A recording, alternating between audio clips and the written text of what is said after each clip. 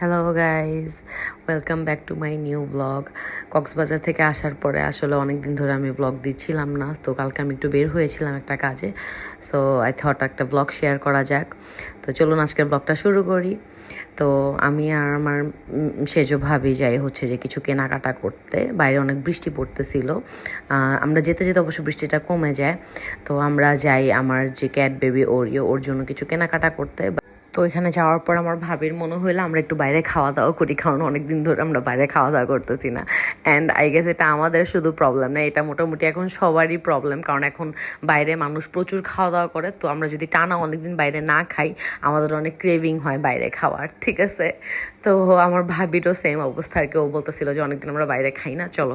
তো এটা হচ্ছে যে রামপুরা বনশ্রী এফ ব্লকের 2 নম্বর রোড, না সরি 3 নম্বর রোডে হচ্ছে ক্যাফে স্পার্টন। এটার হচ্ছে যে আমি ফুড পান্ডায় এদের অনেক খাবার টাবার আমি হচ্ছে অর্ডার করে খাই। ফুড পান্ডায় এদের রেটিং মোটামুটি ভালোই আছে, বাট ওদের মানে ওদের রেস্টুরেন্টে গিয়ে কখনো মানে খাওয়া হয়নি আসলে। মানে এটা ছোটো একটা ক্যাফের মতো, আসলে রেস্টুরেন্টও বলা যায় না। তো এদের খাবারের প্রাইসগুলো কিন্তু খুবই রিজনেবল। মানে হচ্ছে যে আপনার যদি মেনুটা ভালো মতো দেখেন, মানে আমি মেনুটা দেখতেছিলাম আর কি, যেহেতু আমি ফুড পান্ডাও আগে অর্ডার করে খেয়েছি, তো ওদের খাবার আমার বেশ মোটামুটি ভালোই লাগে। কিছু আইটেমস আমি ট্রাই করেছিলাম আগে, অ্যান্ড কিছু আইটেমস আমি ট্রাই করিনি, যেমন পাস্তাটা ট্রাই করিনি, বাট সাব স্যান্ডউইচটা অ্যান্ড চিকেন ফ্রাইটা আমি আগেও ট্রাই করেছিলাম।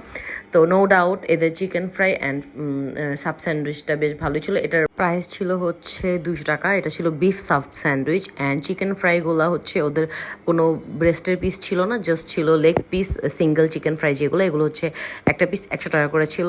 তো আমরা দুইজনে দুইটা নিই। আর হচ্ছে এটা ছিল হচ্ছে বারবিকিউ পাস্তা, মানে ওভেন বেকড। এটার প্রাইস ছিল হচ্ছে 280 টাকা। অ্যান্ড আমরা হচ্ছে কোল্ড কফি নেই। আমার অন্য মানে লেমনেড খেতে ইচ্ছা করতেছিল, বাট আমার ভাবে বললো না আজকে কোল্ড কফি খাই। তো কোল্ড কফিটার প্রাইস ছিল হচ্ছে 70 টাকা করে এক একটা। তো মোটামুটি খুব ভালোই রিজনেবল প্রাইস ছিল। এখন ওদের বেস্ট আইটেম আমরা যেটা খাই ওটা হচ্ছে সাব স্যান্ডউইচ, মানে অসাধারণ ছিল, খুব ভালো লেগেছিলো। অ্যান্ড চিকেন ফ্রাইটাও মোটামুটি ভালোই ছিল, মানে অ্যাটলিস্ট ক্রিস্পি ছিল, ভালো লাগতেছিল, গরমও ছিল। কিন্তু মানে প্রবলেমটা হয়েছে হচ্ছে পাস্তা আর কোল্ড কফিতে। পাস্তাটা যেমন তেমন ছিল, মানে পাস্তাটা আসলে মশলা বেশি একটা ছিল না, মানে খুব ফেড মনে হচ্ছিল।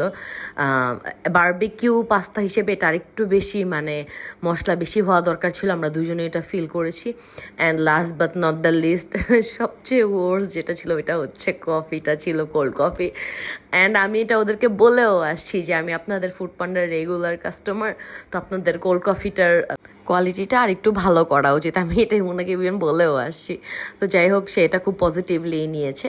তারপর এখান থেকে খাওয়া দাওয়া শেষ করে আমরা যাই মিউ মিউ সব বিডিতে। এটাও হচ্ছে যে রামপুরা বনশ্রী এফ ব্লকের 3 নম্বর রোডেই।